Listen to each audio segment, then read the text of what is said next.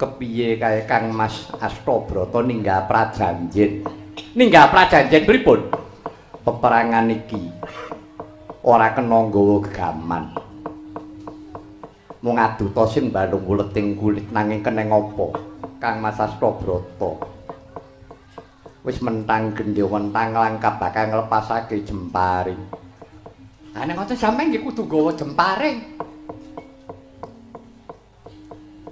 Ora dikeparengake nggawa gaman. Lah timbang sampeyan mati kodhok. Ora pripun? Sing jalari rak mriku mboten sampeyan. Pun dikembari. Bejo menang, bejo kalah.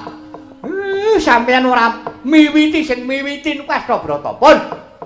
Monggo dikembari mawon.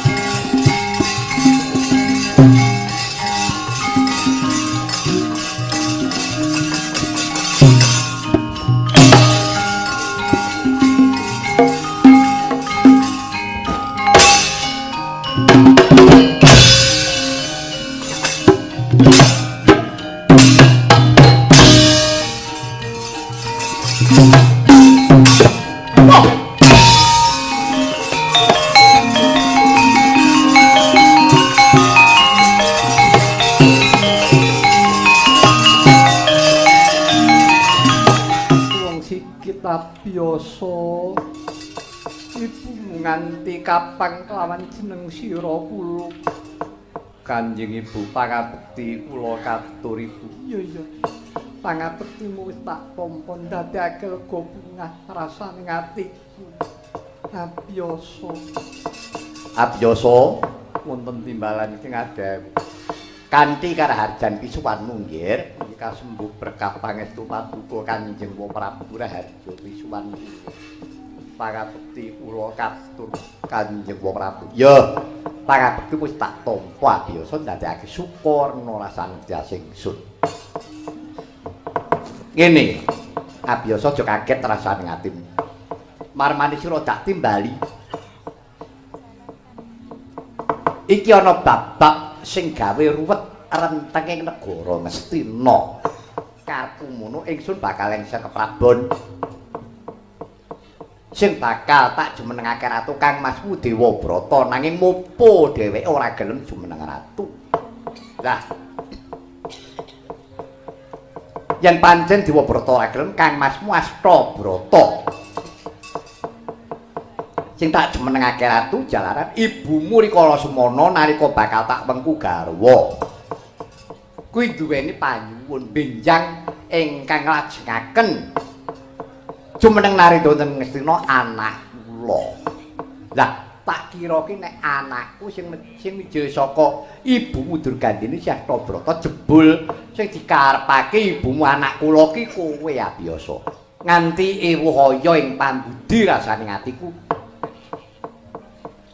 Mula dene iki paripaksa Dewabrata wonten dawuh Kanjeng Rama. Tatanan iki mulih prayogane piye?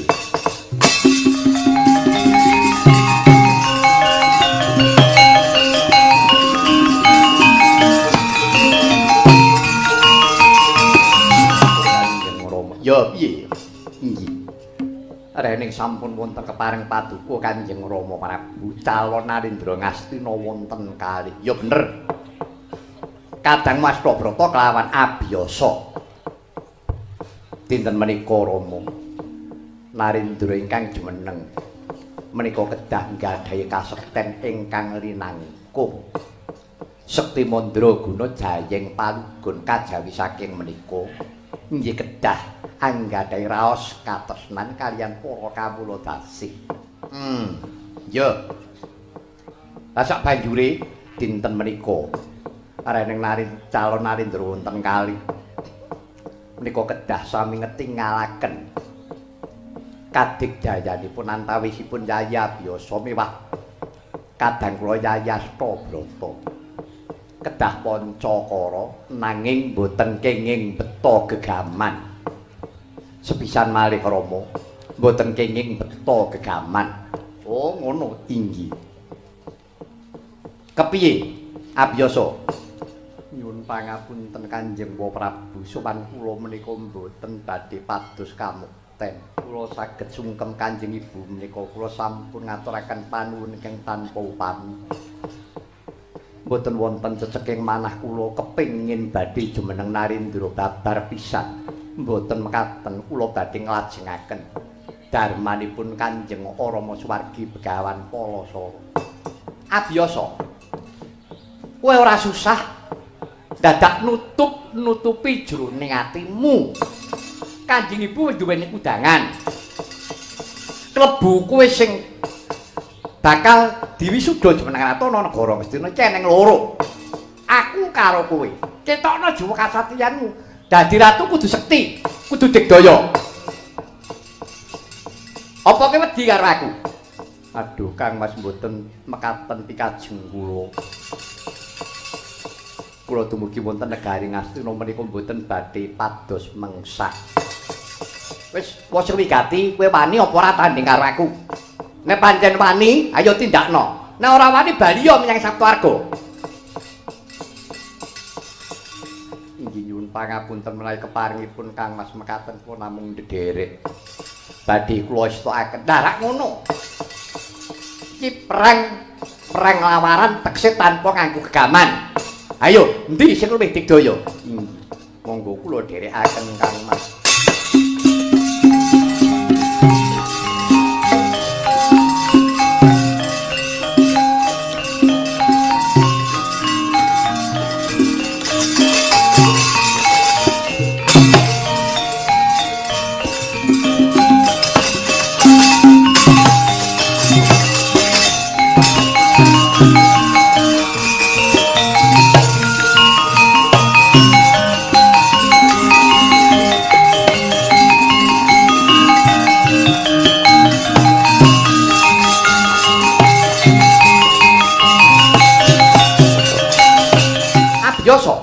Wonten dawuh Kang Mas, aja tida-tida rasane atimu. Anggepen yen tak iki mungsuh bebuyutan.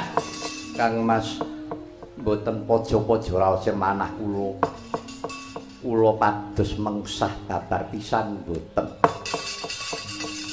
Monggo Kang Mas keparing paduka ngayomi dhumateng para kawula Ngastina dasaripun paduka ingkang darbe wewenang. Ora susah dadak kowe mejang karo aku. Wes wigati kowe wani apa ora? Lah, wani. Aduh omahe Dik. Wani. Pun mengke nek kalah golek paitan meneh. Kula sing tanggung jawab. Kula sing gadah BPKB. Oh. Wandamu ya ember. Menawi keparingipun ngaten kula sumanggat. Ayo, coban negane atiku.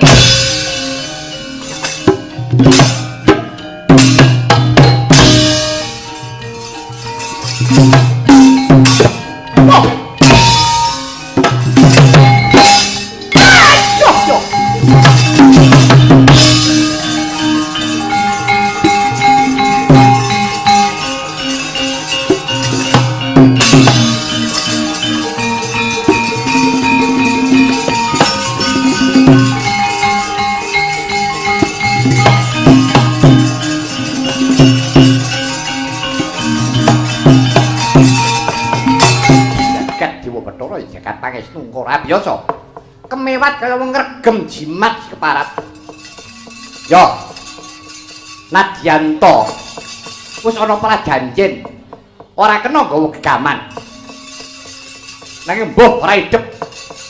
Wong perang kuwi golek menang. Pirang-pirang cara ditindakake. Nyoh tampanono pusakaku.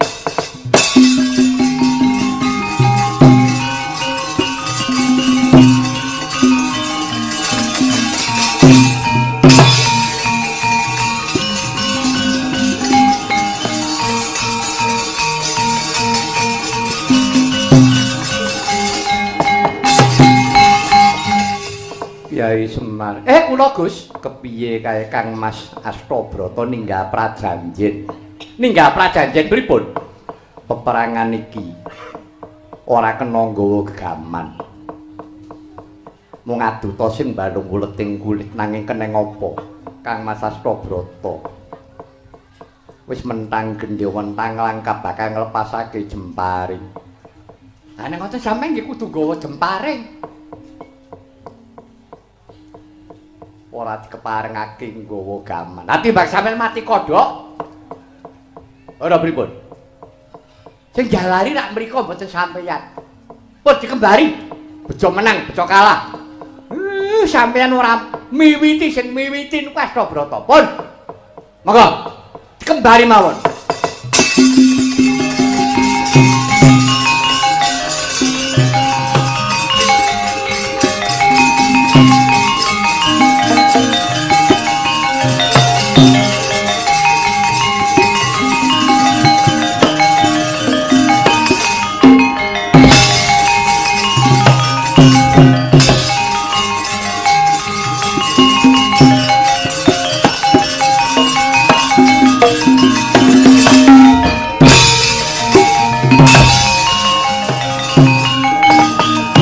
Daripta kekalih kalihipun sampun nglepasaken punang jemparing.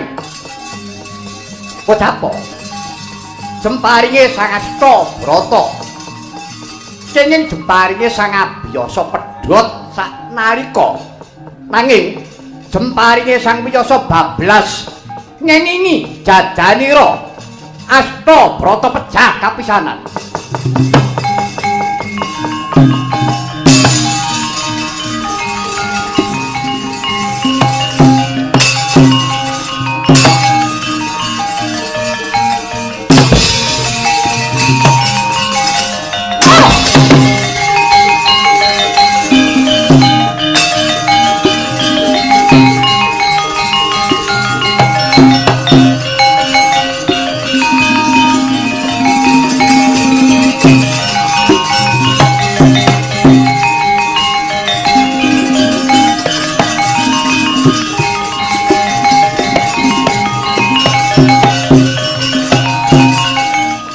Sedaya lepat kula diagung pangaksama paduka Kang Mas. Pinjenengantos jemparing kula ngengingi panjenenganipun Kang Mas Astabrata. Ngantos Kang Mas Astabrata gugur temadyaning palagan. Kang Mas kula sagah nampi pidana menapa kemawon. Abiyasa piye?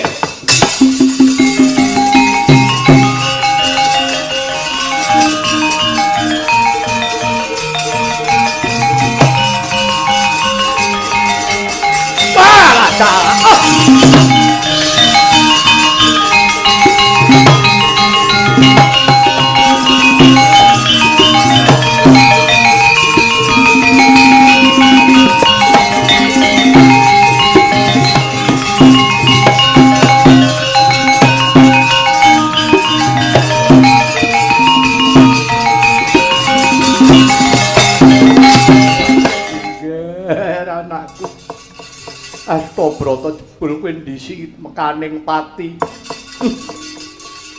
Kepriye lakon kok kaya mengkene? Abiyasa. Pancen kowe sengadi wis ana gegambaran ning atimu kan mateni Kakang Mas Astabrata.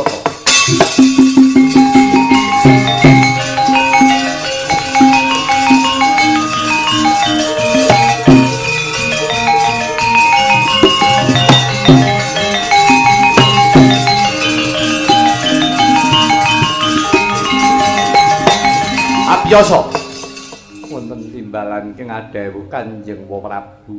Seneng atimu? Bombong atimu. Kakang Mas Prabrata gilang-gilang layone kaya mengkene iki. Aku ora trima. Pancen jroning atimu sono gegambaran yen to pancen kuwi kepengin ngarah marang patine Kakang Musyah Prabrata. Bapakne sing ora trima. Aku sing ora trima. Yen pancen ke wong sekti Mandraguna, kowe anake Pendhita Linuwih Yayi Perban Bekawan Palasara. Tanpa nono ajiku lebur seketi ilang nyawamu.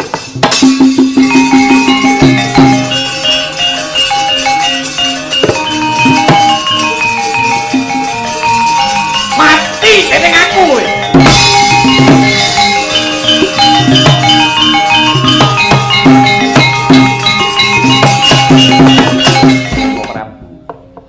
Sesembahan kula Rama, kula kemawon Rama panjenengan sirnakaken tuk sumbering dahulu, tuk sumbering kalepatan menika wonten kula.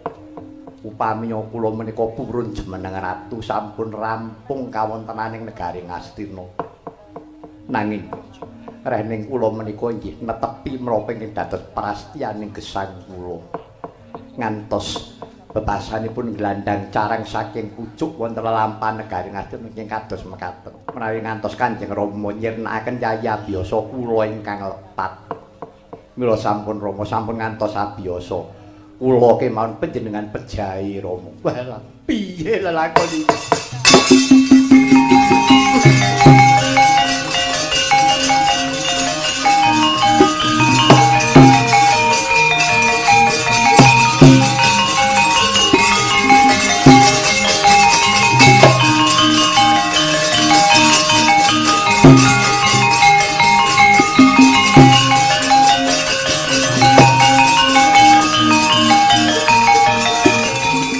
Brata wonten dawuh Rama. Ya. Pun bapa nglenggana marang lelakon iki nggih, mbok menawa wis pancen dadi pestine. Mencenging sejarah taring negara Ngastina mbok menawa ya wiwit dina iki. Ya wis. Abiyasa wonten timbalan ing adhawuh Kanjeng Prabu. Jumbuh lawan penyuwune ibumu Sidur Gandini. Rikala semono kegadang kowe sing kudu ngumanteni keprabanan ing Praja Ngastina. Ya, saiki tak turuti mongko rikala semono anggonku tresnani marang ibumu. Dewi Durgandini lahir terus batin entuk-entukane lelakon kaya mengkene. Semono uga rikala semana nggonku tresnani kawan ibune Dewabrata Ganggawati ya lahir batin. Entuk-entukane ya mung nelongso jroning atiku. Ya wis, mbok menawa kudu mengkono, Abiyasa. Dina iki ya wis tak tetepake. Kowe kang jumeneng ratu ana Praja Ngastina. Aku titip negara Ngastina iki ya nggih, ayamana kawula negara Ngastina iki. Kowe jumeneng ratu ana negara Ngastina. Jejuluk Prabu Abiyasa ya Prabu Kresna Dipayana.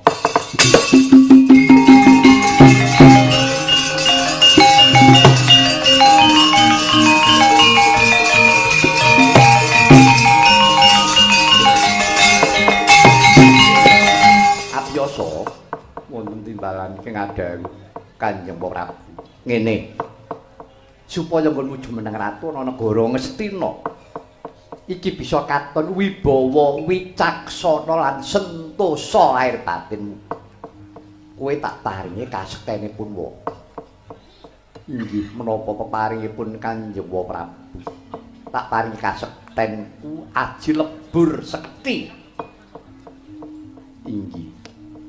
Kaping pindhone aku titip garwane Kang Masmu. Amba kelawan Ambalika tak pasrahke kelawan jeneng sira Ayamana ngirah pantes nggonen garwa Prameswari. Kawula nuwun inggih, Wa Prabu. kaping 3. Sakwise kowe tak paringi aji lebur sekethi, kowe aja kaget. Kowe aja gumun, kowe aja kagetan, kowe aja gumunan. Ing tembene upamane anakmu besok ana sing cacat, kowe aja gelo. Mekaten wo. Ya. Bisa nampa pengendikane Punwa. Inggih saged Wa Prabu. Wis kene, telingna karnamu. Tak petik ajiku lebur sekethi.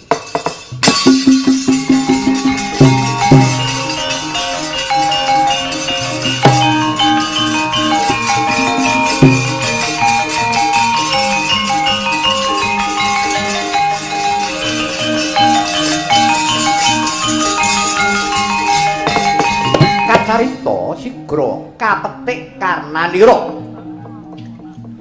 Sang Wiyasa karna ingkang kanan dumeling swarane. Mardawa basa basane kadewatan. Lire Sang Prabu Sentanu Dewa Denira maringaken kasekten aji lebur sekethi. Tinampi kanthi wening cetha gamblang datan ana ingkang cicir tan ana kang jewet. Samendang datan karempit paripurna Denira maringaken kasekten aji lebur sekethi. Kaya sinendha mayang Prabu Sentanu Dewa Seda sami sakala.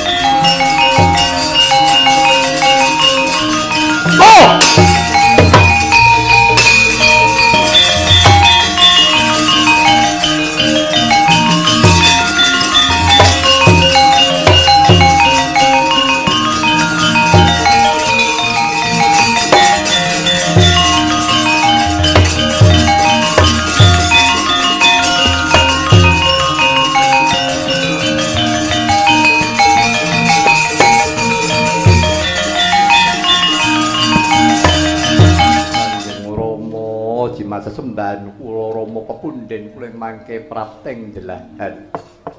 Kenging menapa paduka Kanjeng Rama ngurumiyini kundur dumateng kasedan jati. Sinuwun jimat sesembahan kula sinuwun.